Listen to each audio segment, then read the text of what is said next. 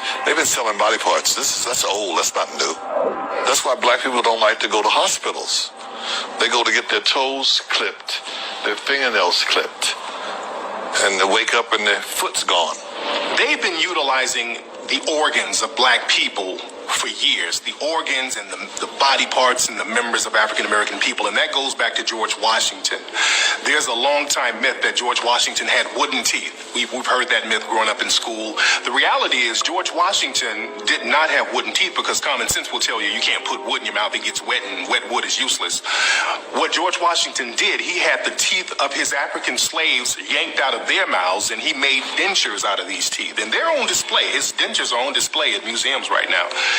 And that just goes to show the history of African people having our bodies mutilated and our members disfigured and mutilated for the betterment and benefit of the dominant society. In America, at least 2,500 black people go missing every year. At least. Never to be found again. Not killed enough. You just don't find them again. Why doesn't that number ever go down? How can you constantly have the same amount of people? Are you trying to say the same killers go out and murder the same amount of people every year? No. Somebody is taking black people off the street. There's been stories on this. Kidnapped by the government. Kidnapped by organ traffickers. Drive-by shootings is organ stealing. I'm worth $50 million and I need a kidney. And you know, kidneys are pretty sensitive. You got to find somebody who really got the kidney that matches yours. You think I'm going to wait till somebody die for me to get one? If I don't get one soon, I'm going to die. So guess what I'm going to do? I'm going to pay somebody to go research people. Okay, let's go look at all the black organ donors. Let's look at all the black people who got organ donor on their driver's license, which is why I'm not a friend of that. I say, if you want to donate your organs, put it in your will. Say that if I die, this could go to my family, my relatives, my friends, or whomever. But when you put it on your license, I believe you make yourself a public target. And so what did they find? We got a guy in Los Angeles. He has the same blood type as you, same kidney type as you likely. He healthy though. He ain't likely to die no time soon. He don't know you, so he ain't going to give you no organ for free. So guess what we're going to do? We're going to arrange a murder that makes it look like he was in a car accident. We're going to arrange a murder that makes it look like he committed suicide. So the next thing you know, you coming out the gas station, boom, you get hit by a Mack truck. You dead, gone. You get taken to the funeral home. Your family come to the funeral. They don't know that before your body got laid to rest, a little hole was poked and they pulled your kidney out. A lot of people don't know, when you get arrested or even when you get convicted, a lot of times law enforcement or police will swab your mouth for DNA. And now they have your DNA record on file, they have your genetic information on file. And you have to understand, with law enforcement, a lot of times they'll sell your information to tabloids and, like, especially celebrities, they sell their information to tabloids and magazines and news outlets all the time. So it's not a stretch to believe that they won't use your DNA or your genetic information for nefarious reasons. You, my son, cops come by and inform me you just been shot dead. You don't have jurisdiction over that body. That's the coroner. You can't get that body till the coroner release you. So we'll get released, we go down and pick it up, and I see all these cuts and these stitches. I just thought they was doing a routine investigation, following the family. I didn't know they took your organs. I'm in all this stress. My son is dead. You buried now. I can't dig you up because the court got the permission. Most of those cases is organ stealing. It's been known for a long time, even back in slavery times, that black organs were considered superior genetically to other folks' organs.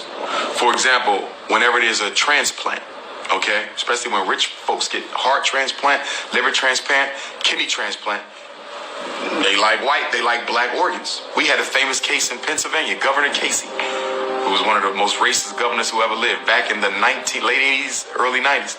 He had a heart transplant. Guess whose heart they gave him? A black person's heart. Down in Georgia, there was a case of an African-American 17-year-old kid who was found mysteriously dead at school. He died in the gym. They did an autopsy and they buried him. His family, they weren't satisfied with the results because they still wanted to know what happened to their son. They had the body exhumed, found out that his organs were missing and his body was stuffed with newspapers, and people are still trying to find answers. The officials down there in Georgia, they act like they don't know what's going on. There was another case out here in California. A young African-American man was found dead in Death Valley in the desert. All of his organs were missing. His liver, heart, lungs, kidneys, all gone. There's a case in the UK recently. A Somalian girl was brought over there for organ harvesting. They found out that they were going to harvest her organs, and they stopped that. There was another case in Asian couples. They went over to Africa. They adopted a black girl. 2 weeks later, she was dead. So these cases of organ harvesting are just going on all over the world, and people are being real quiet about it. The Rodney King riots.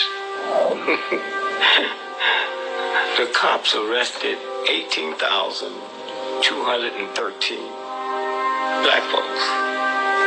They couldn't account for 10,000 of them. That's what happened in New Orleans. Remember when you saw those helicopters? They were picking up all them black babies and taking them up in the helicopter. And my husband and I sit there and say, we wouldn't have sent our son with them. I don't care who they was. We all died in the water together. We wouldn't have sent our baby up there. And they never got a bunch of those children back, as we all know. Organ harvesting in Africa, it's a business. In fact, they've set up so many sophisticated places around the so-called third world where there are nations like France, England, New Zealand, Israel. All these places now are looking in the impoverished areas because mostly in these impoverished areas like Brazil, places in South Africa, right here on this continent, wherever there's poverty, there's crime. And wherever there's crime, you know there's a lot of deaths. And there's a lot of shooting. They are killing black people for their organs. Think about it. Organs are the only commodity that people must have to live that you cannot buy in a store. So if I am sick and I need a heart, I can't buy that.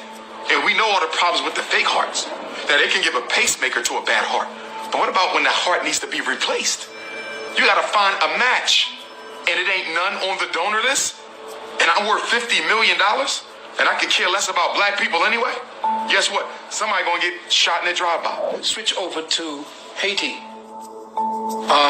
Jean Bellerive, at the time, he was the prime minister at the time when Haiti was hit with that earthquake that killed over 130,000 brothers and sisters down there in that island.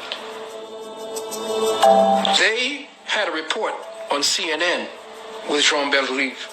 And he said specifically that there was organ harvesting and child kidnapping going on.